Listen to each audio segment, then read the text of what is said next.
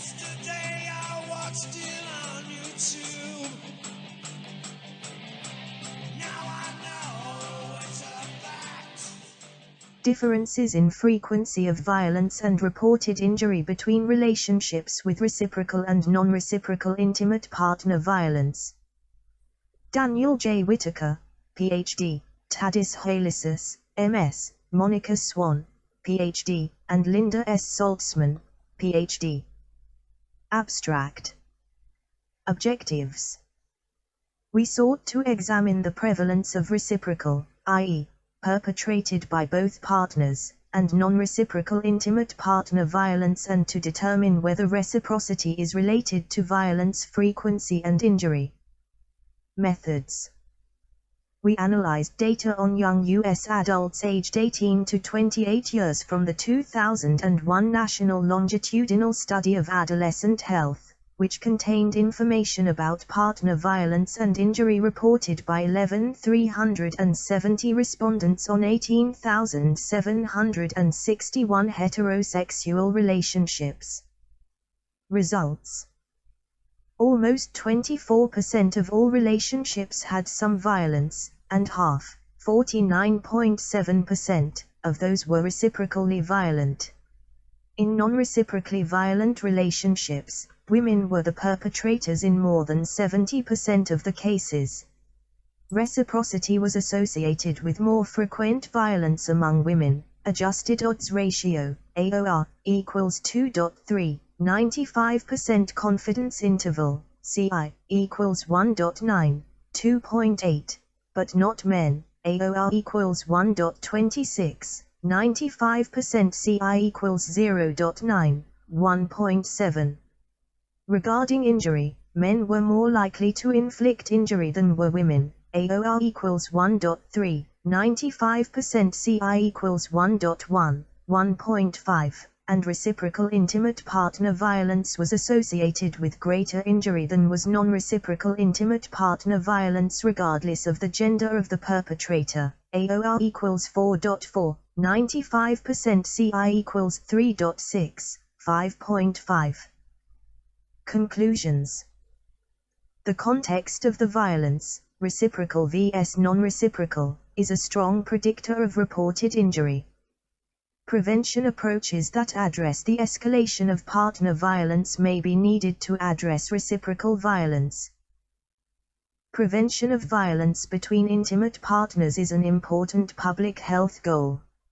National estimates indicate that approximately 25% of women report being victims of a partner's physical or sexual violence at some point in their life, and approximately 1.5 million women and 835,000 men are physically assaulted or raped by intimate partners in the United States annually. Intimate partner violence, IPV, is associated with a number of negative psychological and physical health consequences including post-traumatic stress disorder, depression, physical injury, reproductive health problems, irritable bowel syndrome, and chronic pain. IPV costs approximately $5.8 billion per year, which includes only direct medical and mental health costs and work productivity losses to victims. The women's movement brought initial attention to the problem of partner violence directed at women and to the need for funding to address that problem. Much of the initial research on IPV was conducted with severely abused women and supported the assumption that IPV is primarily perpetrated by men against women. Data is mounting, however, that suggests that IPV is often perpetrated by both men and women against their partner. It is also becoming recognized that perpetration of IPV by both partners within a relationship is fairly common. This phenomenon has been described with terms such as mutual violence, symmetrical violence, or reciprocal violence. Here we use the terms reciprocal and non-reciprocal to indicate IPV that is perpetrated by both partners, reciprocal, or one partner only, non-reciprocal, in a given relationship. Reciprocity of IPV does not necessarily mean that the frequency or the severity of the violence is equal or similar between partners. Several studies have found that much of partner violence is reciprocal.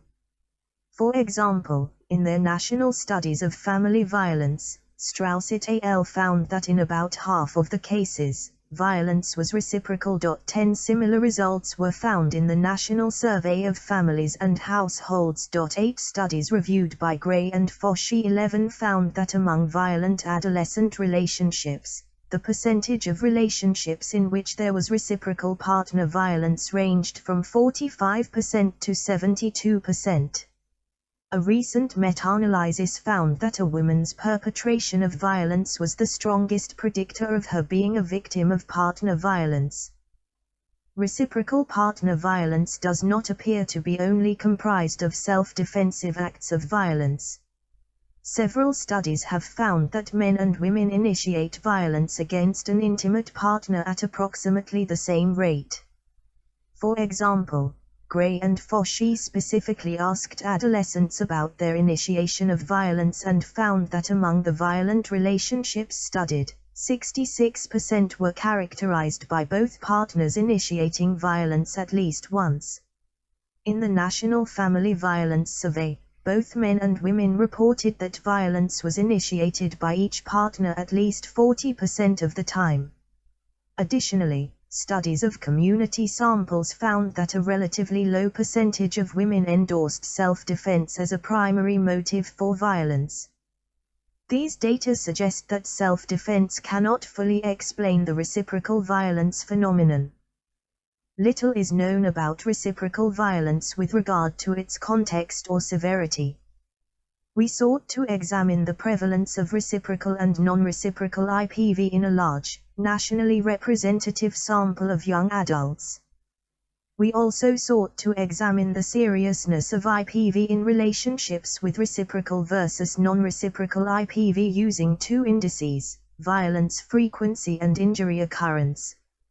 Family conflict theory, which asserts that IPV occurs as a result of escalating conflicts, would predict that reciprocal IPV should be more serious than non-reciprocal IPV because reciprocal IPV would indicate that both partners are engaging in the escalation of conflict. We also examined gender as a predictor of the seriousness of the violence. Gender is at the forefront of feminist theories of partner violence, and it has been consistently found that male perpetrators are more likely to inflict injury than female perpetrators. Thus, we examined the gender main effect on the seriousness of violence and the interaction between reciprocity and gender to understand whether the reciprocity effect differed for men and women. Methods. Participants. All participants were part of the National Longitudinal Study of Adolescent Health, AdHealth, and participated in the third wave of data collection during 2001. AdHealth used a multi-stage stratified cluster design to identify a nationally representative sample of adolescents. Complete details regarding AdHealth are found elsewhere. In 1995, 18,924 adolescents in middle and high school, aged 12 to 21 years, participated in Wave I of AdHealth's in-home interview. 6 years later, 14,322 participants, 77.4% of those who completed the Wave I survey, aged 18 to 28 years at Wave 3, completed the in-home survey of Wave 3 of the AdHealth study. In other analyses, the AdHealth study team determined that participant non-response for Wave 3 had minimal impact on the sample's representativeness. Our analyses involve only the Wave 3 data and focus on the questions on intimate relationships. In one section of the Wave 3 interview, participants were asked to report an inventory of all their sexual or romantic relationships during the past 5 years. Sexual and romantic relationships were not further defined.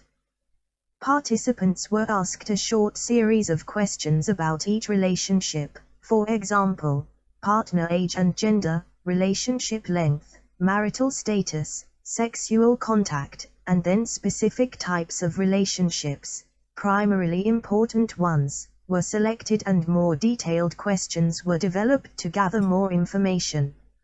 In all, the 14,322 participants with sample weights for Wave 3 reported 38,894 relationships. We analyzed the subset of these relationships that were heterosexual relationships and that had data on violence toward and from the partner. Among the 14,322 participants, 2,952 were excluded either because they reported no relationships, n equals 2,584, or only same-sex relationships, n equals 368, which left a subset of 11,370 participants.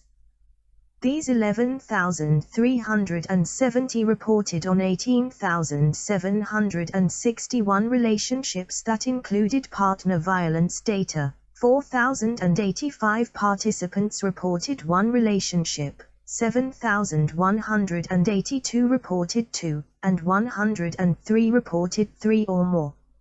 In most cases, all but 97, violence questions were asked of important relationships, with importance defined by a preset algorithm that considered factors such as marital status, recency, and duration of relationship. Additional and detailed information on the relationship selection can be obtained from the AdHealth study team. http://www.cpc.unc.edu/projects/adhealth. Table 1 shows descriptive information on the sample of participants and relationships included in the current analyses. Measures. All relationship-level questions were asked separately for each relationship. For example, respondents with two partners were asked each set of questions twice, once for each partner. To assess perpetration of physical violence within intimate relationships, respondents answered two questions. How often in the past year have you threatened your partner with violence, pushed or shoved him /her, or thrown something at him /her that could hurt, and how often in the past year have you slapped, hit, or kicked your partner, on the following scale. 0 equals never. 1 equals once. 2 equals twice. 3 equals 3 to 5 times. 4 equals 6 to 10 times. 5 equals 11 to 20 times. 6 equals more than 20 times. 7 equals did not happen in the past year, but happened prior to that. Two parallel questions assessed the partner's perpetration of violence toward the respondent.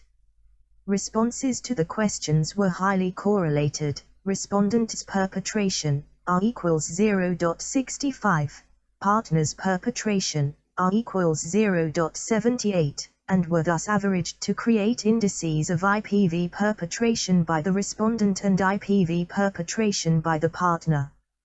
Injuries from partner violence were assessed with a single question for the perpetration of injuries upon the partner. How often has partner had an injury, such as a sprain, bruise, or cut because of a fight with you? And a parallel question assessed the partner's perpetration of injuries to the respondent.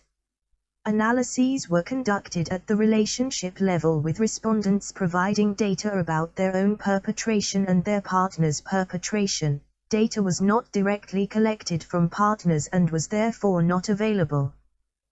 Analytic plan. To examine the prevalence of non-reciprocal and reciprocal IPV, we first classified each relationship as having either no IPV, neither the respondent nor the partner perpetrated violence against the other, or any IPV, either the respondent or the partner perpetrated violence against the other. We classified relationships with IPV as having either reciprocal IPV, both respondent and partner perpetrated violence against the other, or non-reciprocal IPV, either the respondent or the partner perpetrated against the other, but not both. Finally, we divided the relationships with non-reciprocal IPV into those that were perpetrated by men versus those perpetrated by women.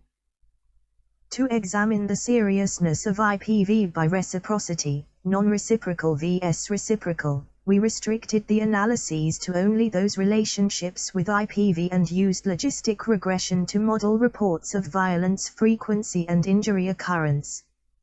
For violence frequency, because responses were normally distributed and the response options were not evenly spaced, we collapsed response codes 1-6 into 3 ordinal categories of violence frequency: low equals responses 1 or 2, medium equals response 3, high equals responses 4-6, and conducted ordinal logistic regression. For injury occurrence, we coded whether violence perpetration had resulted in an injury or not: yes equals codes 1-7, no equals code 0, and conducted binary logistic regression. Each logistic regression model included reciprocity, non-reciprocal vs reciprocal, and perpetrator gender, men vs women, as predictors, along with several control variables: respondent gender, men vs women, respondent race /ethnicity, white, black, Hispanic, other, education, less than high school graduate, some college graduate, relationship length, less than 3 months vs greater than 3 months, and relationship type, ever married, ever lived together but not married, never lived together nor married. Finally, to properly analyze the data, we configured data so that each potential perpetrator in a relationship, i.e., the respondent and the partner, was considered a separate case. This was necessary because comparisons of reciprocal IPV with respect to violence frequency and injury occurrence would be within subject comparisons, i.e., they would be on the same line of data, whereas comparisons of non-reciprocal IPV would be between subject comparisons. Additionally, all analyses were weighted to provide national estimates. Weights were assigned to each participant on the basis of grade of education, gender, and race, and according to the sampling frame, which oversampled specific groups of adolescents. Analyses were conducted with SAS version 9.1, SAS Institute Inc., Kerry, NC, and Sudaran version 9, Research Triangle Institute, Research Triangle Park NC, to accommodate the complex sampling design and to provide accurate standard errors for analyses. Results. Table 2 shows the proportion of all relationships with any IPV, the proportion of violent relationships with reciprocal and non-reciprocal IPV, and the proportion of relationships with non-reciprocal IPV with perpetrators who were men versus those who were women. Proportions were reported for the overall sample and by respondent gender. Overall, IPV was reported in 23.9% of relationships, with women reporting a greater proportion of violent relationships than men, 28.4% vs 19.3%, p.01. Among violent relationships, nearly half, 49.7%, were characterized as reciprocally violent. Women reported a significantly greater proportion of violent relationships that were reciprocal versus non-reciprocal than did men. Women equals 51.5%, men equals 46.9%, p.03. Among relationships with non-reciprocal violence, women were reported to be the perpetrator in a majority of cases, 70.7%, as reported by both women, 67.7%, and men, 74.9%. To look at the data another way, women reported both greater victimization and perpetration of violence than did men. Victimization equals 19.3% vs 16.4%, respectively. Perpetration equals 24.8% vs 11.4%, respectively. In fact, women's greater perpetration of violence was reported by both women, female perpetrators equals 24.8%, male perpetrators equals 19.2%, and by men, female perpetrators equals 16.4%, male perpetrators equals 11.2%. Next we restricted the analyses to only violent relationships and examined violence frequency and reported injury occurrence as a function of reciprocity and perpetrator gender. Table 3 shows the percentages for violence frequency and injury occurrence by reciprocity and perpetrator gender. To analyze the frequencies in Table 3, we conducted logistic regression to examine the relationship between reciprocity and perpetrator gender and the two indices of the seriousness of the violence. For each dependent variable, the initial model included the main effects of reciprocity and perpetrator gender along with the reciprocity by perpetrator gender interaction. If the interaction was not significant, it was dropped from the model. If the interaction was significant, we computed the reciprocity effect separately for perpetrators who were men and those who were women. Table 4 shows results of the logistic regression models.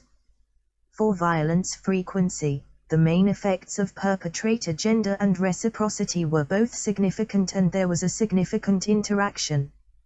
For perpetrators who were men, the reciprocity effect was non-significant. Adjusted odds ratio, AOR, equals 1.19, P equals 0.17, which indicated that the frequency of violence perpetrated by men did not vary by reciprocity. For perpetrators who were women, IPV was more frequent when perpetrated in the context of reciprocal IPV versus non-reciprocal IPV, AOR equals 2.23, P.001. In other words, women perpetrated IPV more frequently in the context of reciprocal violence than in non-reciprocal violence. As can be seen Table 3, a greater percentage of women in reciprocally violent relationships perpetrated medium and high levels of violence, 29.1% and 13.7%, respectively, than did women perpetrators in non-reciprocally violent relationships, 18.9% and 6.1%, respectively. For injury occurrence, both perpetrator gender and reciprocity were significant predictors, but the interaction was not significant. Injury was more likely when violence was perpetrated by men than by women. Men equals 28.8% vs women equals 18.8%, AOR equals 1.30. And in relationships for which IPV was reciprocal versus non-reciprocal, reciprocal equals 28.4% vs non-reciprocal equals 11.6%, AOR equals 4.41. Discussion. Our findings show that reciprocal violence was about as common as non-reciprocal violence in this national sample of young adults, with about half of violent relationships being characterized by reciprocal violence. More importantly, we found that violence was perpetrated more frequently, by women only, and was more likely to result in injury when it was reciprocal as opposed to non-reciprocal. Our findings that half of relationships with violence could be characterized as reciprocally violent are consistent with prior studies. We were surprised to find, however, that among relationships with non-reciprocal violence, women were the perpetrators in a majority of cases, regardless of participant gender.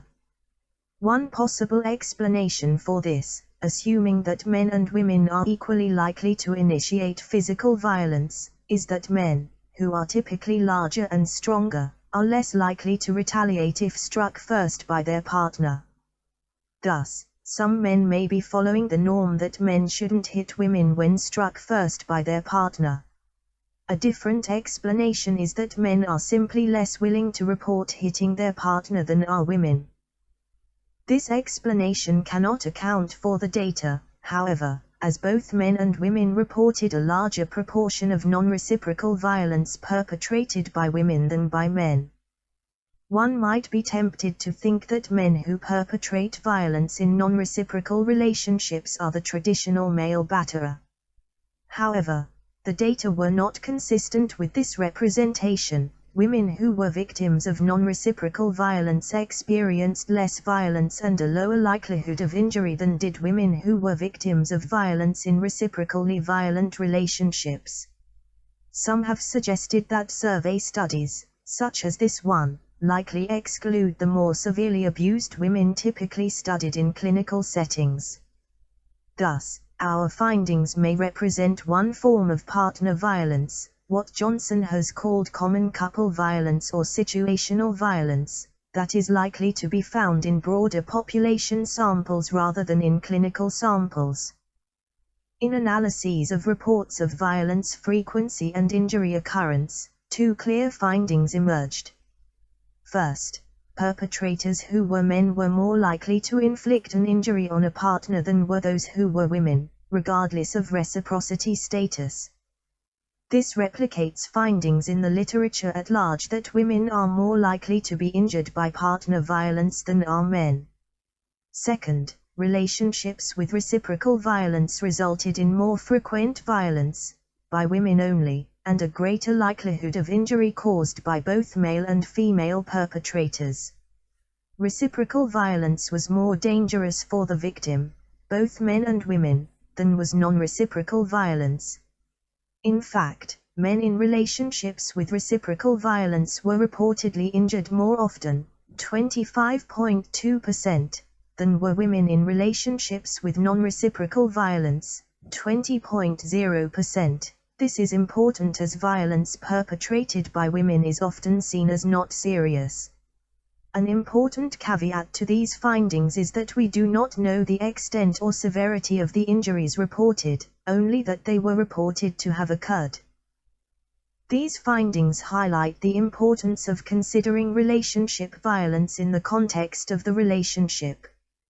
Many authors have noted that research and prevention should begin to shift away from the sole focus on violence by men against women given the accumulation of data indicating that partner violence is perpetrated by both men and women. The data presented here suggest that it is critical to begin to study some of the relationship processes that contribute to reciprocal partner violence as those are most likely to result in injury. Implications for prevention and intervention. The finding that IPV is more frequently perpetrated by women and is more likely to result in injury when perpetrated in the context of reciprocal IPV can best be understood in the context of a conflict-based theoretical model, which suggests that conflict leads to increasingly coercive interactions that may spiral into violence. For example, suppose partner A shoves partner B, and that partner B does not retaliate but instead storms out of the house. The violence may end as non-reciprocal violence with no injury. If partner B retaliates by slapping or punching partner A, the violence then becomes reciprocal and injury becomes more likely with each escalating blow.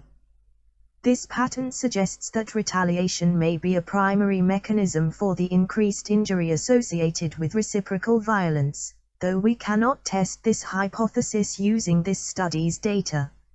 An escalation explanation is supported by longitudinal studies that show that violence between relationship partners tends to escalate over time from verbal abuse to physical abuse and that victimization from violence is a strong predictor of perpetration of violence. The escalation of negative, coercive interactions has been central to, and strongly supported in, Patterson's work, which describes family processes that support the development of aggression, and has been suggested to play a role in dating violence. In such cases, it may be important to work with both relationship partners to help them understand when and how conflict escalates to violence and how to interrupt that process. Intervention with violent couples has been extremely controversial but has recently been recognized as viable in some cases, such as when there is low to moderate violence, when both partners agree to counseling and wish to remain an intact couple, when violence is reciprocal, and when there are low levels of intimidation, fear, and control. Couples counseling would not be appropriate for patterns of partner violence in which there is severe abuse, high levels of fear on the part of the victim, and control of one partner by the other. Limitations. There are several limitations of this work. The first set centers around the measures of partner violence. All measures were assessed using only participant reports about their own perpetration of violence and that of their partners. The data are thus subject to all the biases and limitations inherent to this form of data collection, such as recall bias, social desirability bias, and reporting bias. Regarding reporting biases, there has been much discussion of whether there are differences in reported IPV by the gender of the reporter. A meta-analysis of the reliability of the conflict tactics scale concluded that there is evidence of underreporting by both genders, and that underreporting may be greater for men, for more severe acts of IPV. It would have been ideal to collect violence data from both partners, but those data were not collected from the full ad health sample. A second measurement issue pertains to the scope of violence measures. The 3 questions included in the ad health study do not capture all forms of violence that occur between relationship partners, including many of the more severe forms of partner violence on the conflict tactics scale, for example, used a knife or gun, choked, or burned. Questions about emotional, verbal, psychological, or sexual aggression were also not included. Similarly, only a single item assessed injury to victims and it focused on injury frequency and excluded injury severity and whether medical attention was needed or sought. Thus, it is unclear whether the data presented here would be similar had the violence and injury assessment been more thorough or if different forms of violence had been measured and analyzed separately. Perhaps more important than the limited measures of violence and injury is the fact that no data were collected about the causes or function of violence. Such data are needed to understand why relationships with reciprocal violence are more violent and more likely to result in injury. We speculated that retaliation may lead to escalating violence and injury, but data are needed to examine this hypothesis. Future studies should focus on the causes and context of reciprocal and non-reciprocal IPV. Another limitation is that the ad health study obtained partner violence data primarily about relationships considered to be important as defined by the ad research team. Thus, it is not clear how this selection bias may have impacted the findings, that is, whether the findings would be the same with a fuller sample of relationships. However, our findings are consistent with previous research on other samples that have shown reciprocal partner violence is fairly common with adolescents and with broader populations. Finally, as noted, the data collected were part of a nationally representative sample selected when participants were in middle and high school. The use of a nationally representative sample greatly increases the generalizability of the findings. But this particular sample is of limited range in age, 18-28 years, and likely does not include the most severely abused victims who are subjected to extreme control by their partners and may be unable or unwilling to participate in research. This study indicates that reciprocity of partner violence is an important correlate of violence severity. Research and prevention and treatment approaches should begin to examine the specific context of partner violence to improve prevention efforts. This includes understanding the distal and immediate causes and motives that lead to partner violence. Many authors have noted that there are many forms of partner violence and different types of perpetrators who are violent for different reasons. Research is needed that uses both representative samples and samples of victims and perpetrators from clinical settings to fully understand the range and scope of partner violence. Okay, I'm sorry if you can hear any background noise. The air conditioner's on. I'm coming back to record this ending because it seems to have gone missing somewhere in production. I'm not going to add anything else to this reading beyond it's exactly what I expected it to be and what a lot of men's rights advocates have been saying for a long time. Reciprocal violence is extremely common, probably the most common form. I would say yes to that, in fact. When violence is one way only, it's women who instigate it more often than men. And everything the feminist lobby has told us was a crock of shit. A massive crock of shit. Leaving it at that, I have been the anti-theocrat. You've been listening to this, and I have nothing more to add. May your gods remain fictional, and I'll see you in the next one.